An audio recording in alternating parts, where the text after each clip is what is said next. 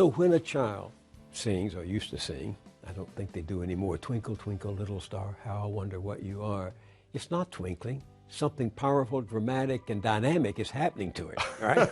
Well, yes, and we call that twinkling. Yeah, so, right. yeah, there's starlight coming billions of, or millions of light years, well, it depends if it's a galaxy, hundreds of thousands of light years across space, and it's a perfect point of light. As it hits our atmosphere, turbulence in the atmosphere jiggle the image, and it renders the star a twinkling. And by the way, planets are brighter than stars typically, like Jupiter and Venus. Venus has been in the evening skies lately. And if you go "Twinkle, twinkle, little star, how I wonder what you are," and you want to wish upon the star, most people are wishing on planets. Right. That's why the wishes don't come true. The planets are the first stars to come out at night. Don't you sometimes feel sad about breaking all these myths apart? No, because I think it's some myths are deserve to be broken apart out of respect for the human intellect. That no, when you're writhing on the ground and froth is coming out of your mouth, you're having an epileptic seizure. You have not been invaded by the devil. We got this one figured out, okay? I mean, discovery moves on. So I don't mind the power of myth and magic, but take it to the next frontier and apply it there. Don't apply it in places where we've long passed what we already know what's going on. I came out of the planetarium, and that evening I sat thinking about what you said in the show about you acknowledged the Big Bang, and I remember that Hubble rewound the process mathematically, correct me if I'm wrong, and calculated that everything, matter, space, energy, even time itself, actually had a beginning. So it turns out that was not Hubble, although Hubble had the data that enabled the calculation. The person who did that was a Belgian priest, George Lemaitre. He was a priest, physicist priest. Right. Okay? What a cool thing to have on your business card. You got people coming and going with that. But he calculated what the implications of Einstein's general relativity, which was the new theory of gravity, would be with Hubble's expanding universe. And he says the whole universe may have begun in a singular point in the past. And thus, Big Bang as a phrase was used pejoratively of this idea, but it stuck. An incredible flash of energy and light, though. And matter, and yeah, all of this, all of the above. Do you give people who make this case that that was the beginning and that there had to be something that provoked the beginning, do you give them an A at least for trying to reconcile faith and reason? I don't think they're reconcilable. What do you mean? Well, so let me say that differently. All efforts that have been invested by brilliant people of the past have failed at that exercise. They just fail. And so the track record is so poor that going forward I have essentially zero confidence, near zero confidence that there will be fruitful things to emerge from the effort to reconcile them. So, for example, if you knew nothing about science and you read, say, the Bible, the Old Testament, which in Genesis is an account of nature. That's what that is. And I said to you, give me your description of the natural world based only on this.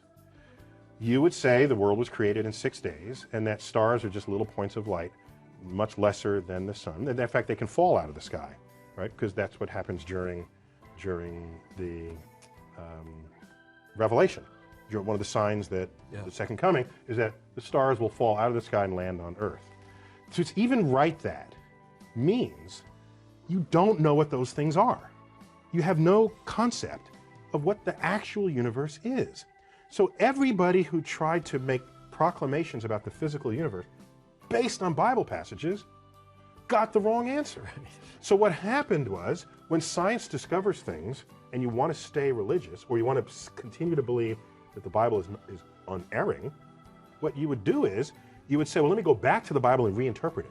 Then you'd say things like, oh, they didn't really mean that literally, they meant that figuratively. So this whole sort of reinterpretation of how figurative the poetic passages of the Bible are came after science showed that this is not how things unfolded. And so the educated religious people are perfectly fine with that. It's the fundamentalists who want to say that the Bible is the literal truth of God and want to see the Bible as a science textbook, who are knocking on the science doors of the schools trying to put that content in the science. Enlightened religious people are not behaving that way. They're saying, yes, science is cool, we're good with that, and use the Bible to get your spiritual enlightenment and your emotional fulfillment. I have known serious religious people, not fundamentalists, who were scared when Carl Sagan opened his series with the words, "The cosmos is all that is, or ever was, or ever will be." That scared them because they interpret that to mean then if this is it, there's nothing else, no God and no life after. For religious people, many people say, well, God is within you, or God, there are ways that people have shaped this, rather than God as an old gray-bearded man in the clouds. So if God is within you, what I'm sure Carl would say, in your mind, and we can measure the neurosynaptic firings when you have a religious experience. We can tell you where that's happening, when it's happening, what you're feeling like at the time. So your mind, of course, is still within the cosmos. But do you have any sympathy for people who seem to only feel safe in the vastness of the universe you describe in your show if they can infer a personal God who makes it more hospitable to them, who cares for them? In this, what we tell ourselves is a free country, which means you should have freedom of thought. I don't care what you think. I just don't. Go think whatever you want. Go ahead. Think that there's one God, 2 gods, 10 gods, or no gods. That is what it means to live in a free country.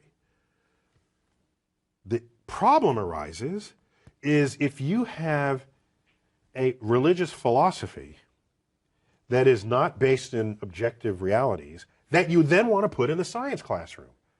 Then I'm going to stand there and say, no, I'm not going to allow you in the science classroom. I'm not telling you what to think. I'm just telling you in the science class, you're not doing science. This is not science. Keep it out. That's when I stand up. Otherwise, go ahead. I'm not telling you how to think.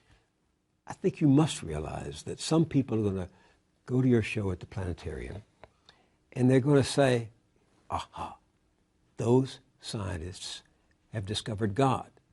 Because God, dark matter, is what holds this universe together. So is that a question?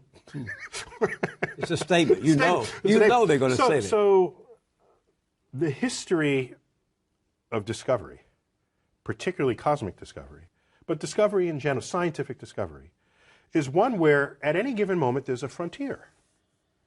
And there tends to be an urge for people, especially religious people, to assert that across that boundary into the unknown lies the handiwork of God.